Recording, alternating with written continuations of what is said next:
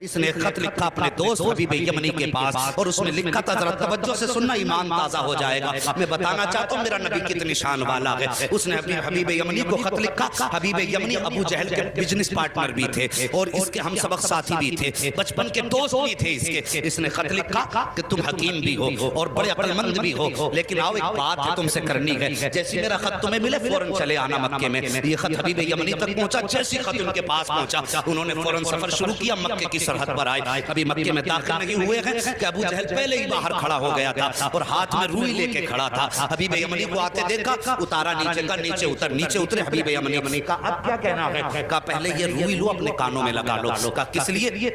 کہا کہ محمد کی آواز تمہارے کانوں تک نہ پہنچ جائے۔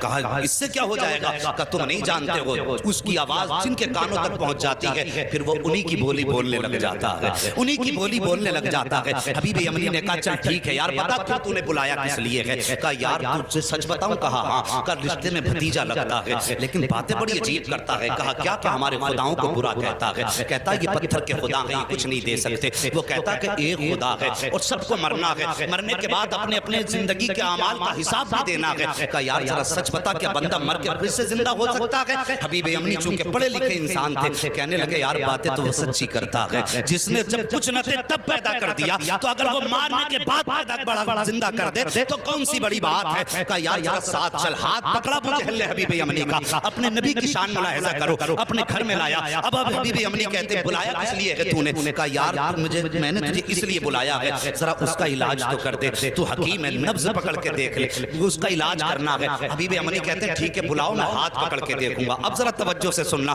یہ دشمن کی بولی ہے، سچ وہ ہوتا ہے جو سر چڑھ کے بولا کرتا ہے۔ اگر کوئی اعلیٰ حضرت کو گالی دے تو اس کے بکواس کرنے سے اعلیٰ حضرت کے رتبے کم نہیں ہو جاتے ہیں۔ مخالف اسی کے ہوتے ہیں جو حق پہ ہوا کرتا ہے، دشمن اسی کے ہوتے ہیں جو سچ پہ ہوا کرتا ہے، کبھی اہل غیرے کا کوئی مخالف نہیں ہوا کرتا ہے۔ ذرا توجہ سے سننا پیارے۔ ابو جہل نے کہا تھا کہ میں نے تجھے علاج کے لیے بلایا ہے۔ کہا ٹھیک ہے بلاؤ۔ کہا کیا کرے گا؟ کہا نبض پکڑ کے دیکھوں گا۔ ابو جہل کہنے لگا یار اگر تو نے نبض پکڑ لی تو بات ہی ختم ہو جائے گی۔ کہا کس لیے؟ کہا ہاتھ مت پکڑ لینا۔ کہا کیوں؟ کہا جو اس کے ہاتھ میں ہاتھ دے دیتا ہے پھر وہ بولی اس کی بولنے لگ جاتا ہے۔ کہا یہ کہنا کیا چاہتا ہے؟ تب ابو جہل نے کہا تھا یار سن بات سچی ہے لیکن ذرا دماغ میں اتار لینا۔ ایک دن میں گیا تھا محمد کے پاس اور میرے ہاتھ میں پتھر تھے، میں نے جا کے کہا تھا بتا میری مٹھی میں کیا ہے، تو انہوں نے میری طرف دیکھا اور دیکھنے کے بعد کہا اگر میں بتاؤں تو کیا کمال ہوگا، اگر یہ خود بتائیں جو تیری مٹھی میں تب کمال ہو جائے گا۔ کہا میں خوش ہو گیا، میں سوچنے لگا یار اب تو یہ پھنس گئے ہیں، میرے ہاتھ میں پتھر ہے اور پتھر بولا نہیں کرتے ہیں۔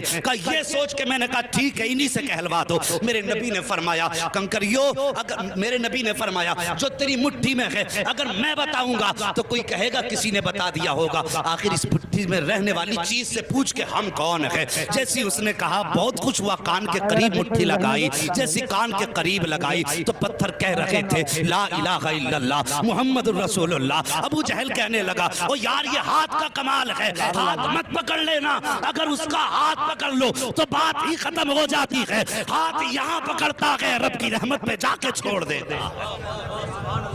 اللہ اکبر۔